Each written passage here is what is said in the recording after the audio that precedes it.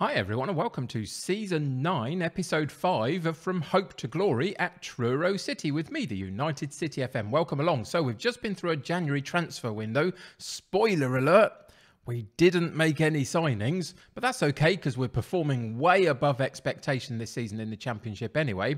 Today I've moved the game that we were going to play. We were going to play Reading. We're going to play QPR instead, and there is a reason for that. So let's get into today's episode and I'll tell you why.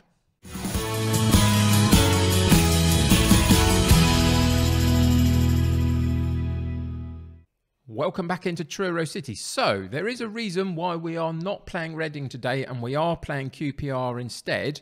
We will have a look at the Reading result along with the other fixtures through January in a second. Just to reiterate, we have been through the January window and we didn't buy anybody else. Finances weren't really up to it particularly. And we're performing way above expectations. So I didn't feel the need to really mess around with the balance of the squad for the second half of the season. But why are we playing QPR at home today in the league? Well, if we go to the club page down here on the left-hand side, then into facilities, Truro Road is the reason why. We have not been at our home stadium for months and months and months while they've been renovating the capacity, upgrading the capacity, should I say, of the stadium. When we first took over, I think it was at about 6,000 capacity. And today we open up the stadium for the very first time with a 12,000 capacity, 9,000 plus seated, the rest of them standing. But it's a double capacity from where we started.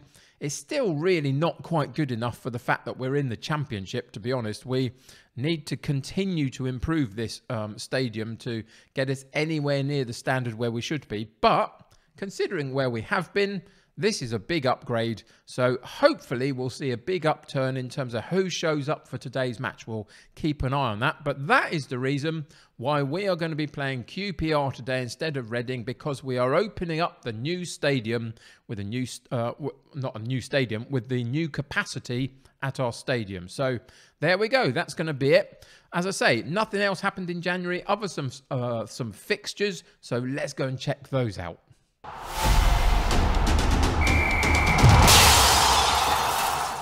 So you and I were together last for the Middlesbrough match where unfortunately we lost 2-0. They're a tricky opponent sitting in a slightly random position for them. They look as though they shouldn't be doing particularly well, but actually they're still a big club and they caused us a bit of a problem. Then we went on an inconsistent run, a couple of draws and a loss in a row, a couple in the Championship, one in the Emirates FA Cup, unfortunately against Crystal Palace. So we went out of that, unfortunately, but then we picked up a couple of wins against Birmingham and Barnsley, and that was a fantastic performance against Barnsley. 6-1 was just absolutely magnificent, and you can see Apoku was the absolute star of that show, getting 4 goals in that match.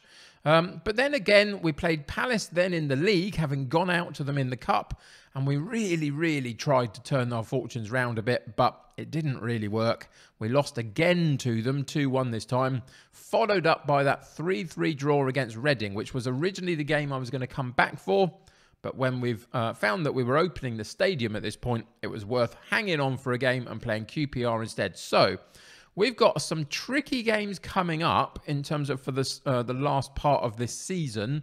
You can see that on the horizon are the likes of Derby County, Nottingham Forest. We've got Aston Villa coming up as well. So there's some big games still to play. But for today, it's all about QPR sitting fairly low in the table, 22nd out of 24. We're sitting up in 8th at the moment. So hopefully this will give us a good opportunity to bring new fans into the stadium in the bigger capacity and show them what we can do. So let's see how we get on.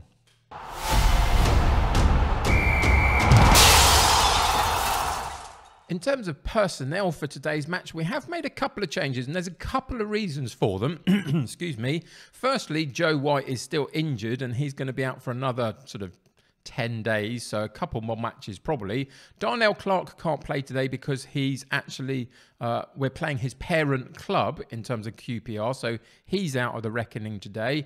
And the other reasons why I've changed a little bit is that both Wright Phillips and Sarmiento are wide right and left-sided wingers play a lot of games for us, and I just felt the need to rest them a little bit. And both of these guys, Ibrahim and Opoku, obviously Opoku did fantastically well last game, but they both need some game time. Their parent clubs are getting a little bit unhappy with the fact that they're not playing as regularly as they'd like. So an opportunity to bring them in a game where we should be winning, really. So that was one of the major changes as those wide men. Chiwunga obviously comes in for White in midfield.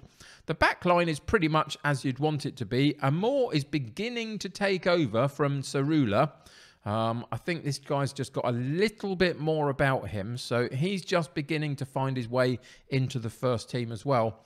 And the other one is still this striking position. Sarmiento, our left winger, is still the top scorer this season for us. And whilst the likes of, let's have a look at Mellon, for example, have come in and got a few goals for us, 5 in 12 games. And then if we go and have a look at McJanet as well, and you'll find that when we look at him, he's got 3 in 7. So there are a few goals around, but they're not high-scoring strikers. We've got our other two involved in the game today. Aaron Hull hardly got a look in, hasn't played very well when he has had a look in, but he's on the bench. And it's still all about how do we get the best out of Albert Abubakar. Because this guy at 19 years old has got everything that we need. He lacks concentration, but it's not a key attribute for the type of role that we're asking him to play, really. But he's got fantastic pace, great acceleration, decent composure, finishing of 18, and he's got 4 in 15 matches so far. So we do need to find a way to get him in front of goal in a better way than we have. So at the moment we're playing him on a poacher role. We'll see whether we can get him to work in that. I think up until this point we have played him in a couple of different, like the advanced forward roles, but today we'll just keep it simple. He can play on the last man and see if he can get a goal from there, but we really need to get him to start scoring. This is a youngster that could potentially propel us really high up if we can get him going, and so far it's been a bit of a problem. So the guys that have come out of the side, the likes of Wright Phillips and Sarmiento on the bench, a couple of us have gone out of the side to rest them. So for today's match against QPR in the Championship, we've got Mbayu in goal, Fink at right back, Ben Amor at left back, Reddy and McCain in central defence, Adeniran, Williams and Chiwunga in central midfield, Ibrahim on the right, Opoku on the left, and Abubakar up top, with a bench of Archer, Sarula, Rossiter, McManus, Wright Phillips, Sarmiento and Hull. So let's get into today's game and see what happens.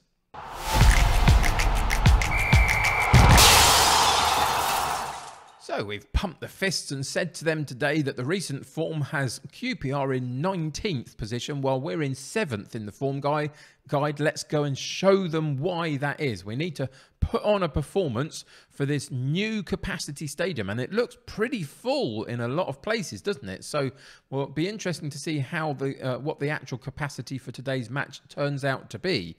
But let's see if we can put on a performance. Opoku with the corner kick to the far post. I think it was Chiwunga underneath it, but they get it cleared. Unlucky on the first instance after a couple of minutes, but at least we had the first real highlight of the match and showed that we are on the ball today a little bit, which is good. Now the game's gone a little quiet for the next 10 minutes or so, so we do need to find the impetus back again. Nobody's had a shot on target yet, and that's demonstrated in the XG ratings as well, unfortunately. We're also a little bit lower than I'd like in terms of the possession stats as well. I would prefer us to be in the higher sort of mid to late 50s at the minimum, really. But here's a chance for us. Ben Amor with a throw-in down the left-hand side, puts it into Chiwunga in midfield. Ibrahim takes over on the right-hand side. Good sweeping ball across there. Cuts in a little bit. Gets a little bit crowded out, but eventually gets round the outside. Has a decent effort at goal, but the goalkeeper parries it out for a corner. Opoku with the corner kick again. Goes in, and they get it cleared again. Can we get there first? We don't. We missed the challenge, and they get to counter-attack on us. Dembele down the right-hand side, and that's a foul.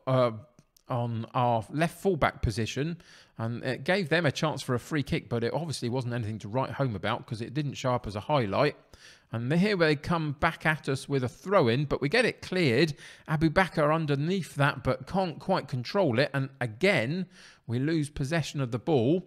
And they've gone over the top, but lost out. Abu Bakr, hold on to the ball, drop it back into midfield if you can. Ibrahim on the right-hand side is a good option. Again, a mazy run, gets it on his left foot in the box, but straight down the sights of the goalkeeper. We're beginning to push, but we can't quite find the quality just at that point where we're in the box, in and around the box, to get a decent strike at goal and properly challenge the goalkeeper. Again, QPR come down the right-hand side against us. Can we get a foot in somewhere? We're holding our shape pretty well. It's quite compact most of the time. There's a good chance. Fink, in our right full-back position, wins the header. Ibrahim takes over, but dwells on the ball a lot, and eventually gets it stolen away from him, and they come back us down the left-hand side, get it into the box, and that was a really fantastic block from the central defender there, and eventually we boot it clear. But just for a moment, it looked like they were going to have a fairly easy tap-in until the defender found himself in the right spot. Again, we win the ball back in the right full-back position. This time, can we get it out? Ibrahim gets to running this time, again loses out, but Williams gets the loose ball.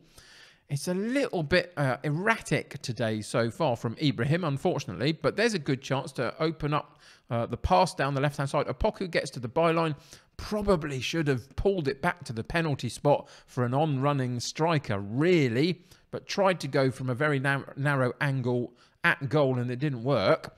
But what we've seen is that we have had the better of the chances a little bit. 9 shots at goal, 4 on target for us, 7 and 1 for them. XG rating is pretty much double theirs. We're pushing to that 1 XG rating, which should in theory give us a goal. Down on possession though today.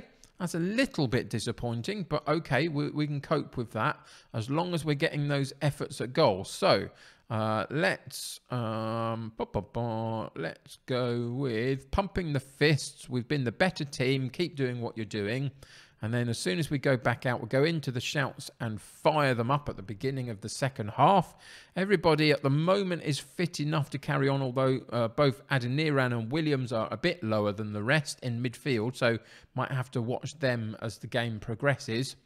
But the first 10 minutes or so of the second half have gone without incident and without a shot at goal, it looked like. So that's unfortunate in itself. We're not quite at the races, are we, in terms of providing the chances for ourselves.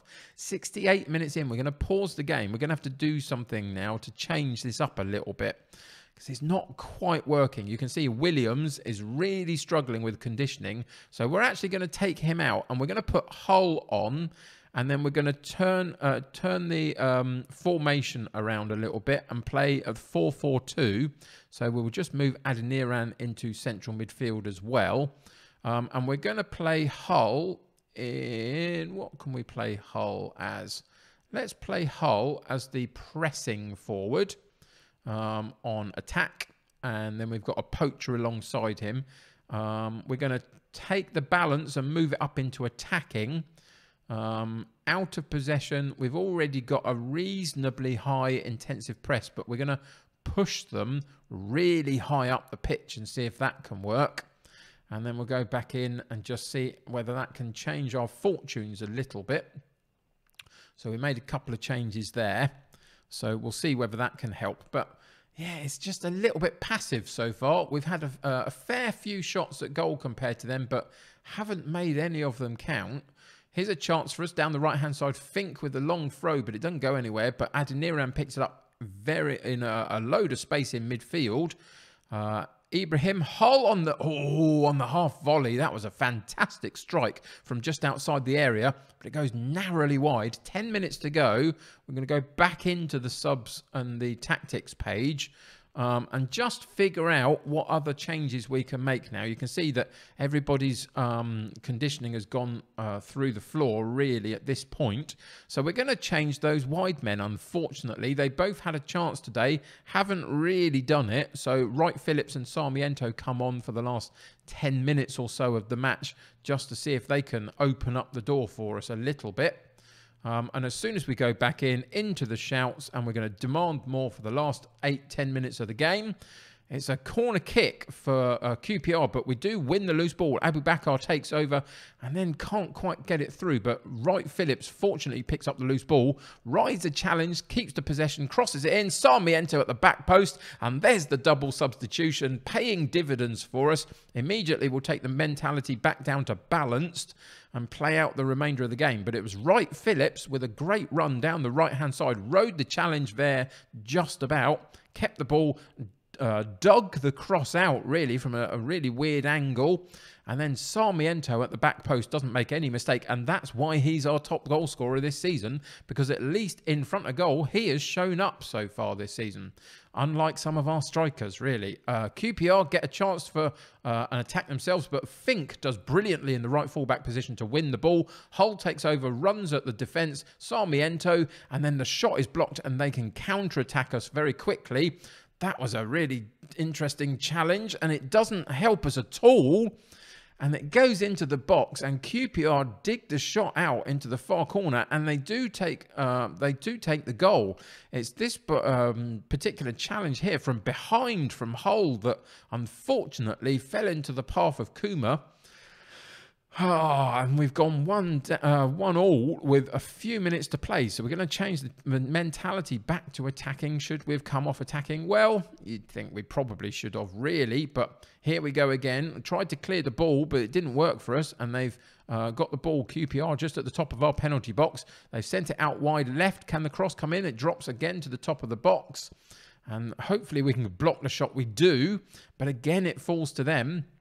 And they're keeping up the pressure on us at this moment. This is not the sort of performance I was expecting from a side that are sitting in 8th position compared to 22nd for QPR. So another really disappointing kind of draw, really, it looks like it's going to be. And we've picked up far too many of them in our inconsistent runs of form, unless it's going to get worse for us, and it could have, but it was a wayward shot. But yeah, we've been far too inconsistent. Again, we've lost the opportunity to take 3 points that would be really valuable to us. But we still keep marching on, I guess, in terms of being better than we thought we would this season. That's fantastic. But on a day like today, it doesn't really count for much. When QPR came really back into that game later in the game, they overtook us in terms of shots created. Not on target, though. They had only 3 on target. They had more possession than we did at our home game. And I'm kind of disappointed. 2 late goals, 83 and 85 minutes, mean that we come away with a 1-1 draw. But it should have been more than that today. And that's very disappointing. So there we go. That's going to do that one. I hope the home fans that came and watched weren't put off by it. And they'll continue to come and watch the games as we move forward. But just for today, not quite the result we were looking for.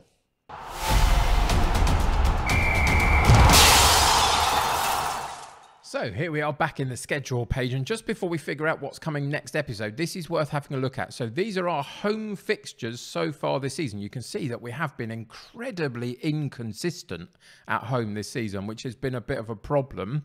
And there's that 1-1 draw against QPR, and you can see that the capacity has shot up. Up until that point, we've been hitting 6,000 in terms of our capacity for all our home games whilst we've been outside of our own stadium.